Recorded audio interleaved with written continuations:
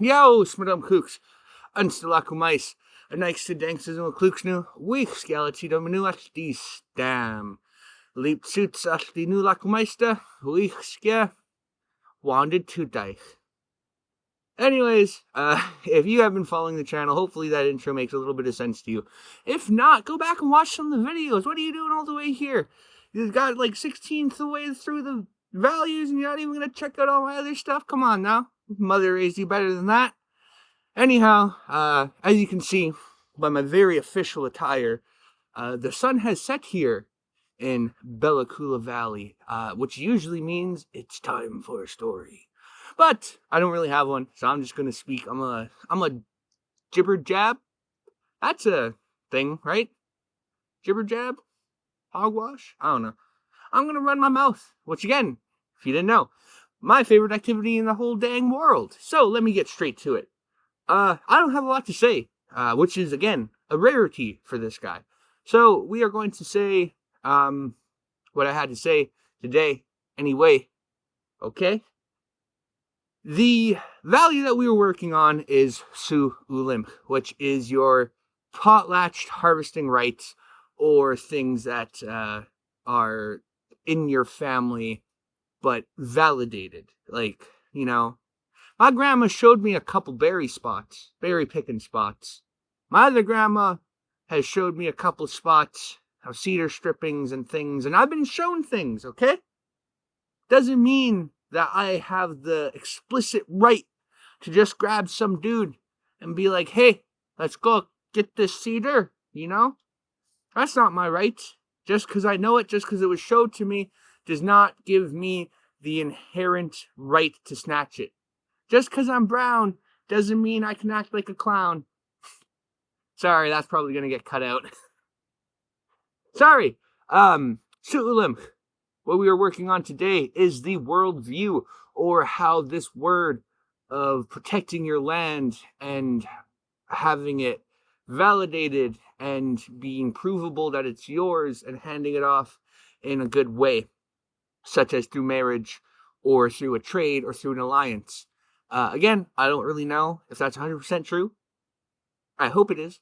But so what I will be talking about today doesn't really have a lot to do with that, because one of the things that I've found while researching for this project is that, like, we as Nuchalkim are not good at what they call beating around the bush or nuances, you know?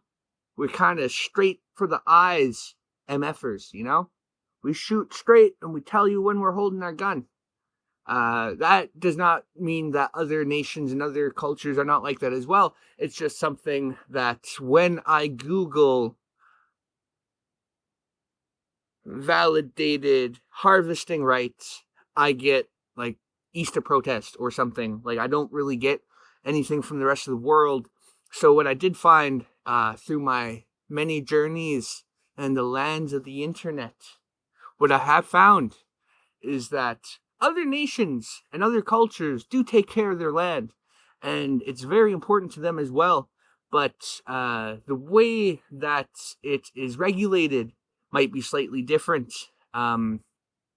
This is something that I wrote down that I'm not sure how I'm going to be able to draw the connections to, and that is of the Avebury Henge. The Avebury Henge, which for those of you that don't have a British boss, and you don't know what the Avebury Henge is, my dear friends, it is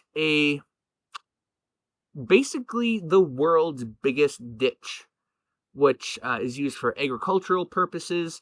It's this town, Avebury, and then the henge is just this big hole, like, surrounding, kind of think like the Simpsons movie, except reverse. There's not a big bubble dome over top. They just built this thing, and there's a bunch of other, like, interconnected pieces. But I imagine that to upkeep this henge or to keep this ditch pristine like the British like it, then you cannot just be like, all right, Trev, I'm going to die now. Catch you later. There probably has to be some sort of caretakership relationship with the people and the henge. I don't remember exactly what benefits, but I imagine that it's a lot easier to grow things there. Probably really good for the rain and many other beneficial attributes that are above my tiny pea brain. The other one that I wanted to talk about is Shinepa. It's not on here. I'm so mad at myself. Thought I wrote it down. My bad. Not sure if I'm pronouncing that then right. Chinepa or Shinepa. Never felt so much like a deer in headlights until this very moment. I swear to God that I had it typed, and this is why you write things down. Now I know. The Chinepa is a Aztec technology in which you use large sods of dirt to create small islands, and the roots grow down from these islands. They're kind of like cranberry bogs or like rice paddies is kind of the best comparison that I can make. But again, that is just the only kind of thing that I could look at through history and be like, oh, that doesn't look easy. That doesn't look like, Burning Red Fist or whoever can just go and be like, yeah, this is my Chinepa now. No, that's not, because that's not how that works. That's a whole generation of families' work and dedication and blood, sweat, and tears. And probably in that case of the Shinepa, it is blood, sweat, and tears, and possibly a couple fingers or whatever, some toenails and stuff, It's a lot of hard work, and it's not something that you can just like throw a piece of dirt on some water and then throw some peas down and carrots and onions and you got yourself a soup. No, that's not how it works. So basically what I'm trying to get to in this part of the video, in this structure, is that things that are worth it, things that can hold up or tear down your society, are not things to be taken lightly. Our food source, especially in the days and age now, where it's $15 for a small thing of hamburger, $7 for a thing of tomato sauce, another $10 for spaghetti.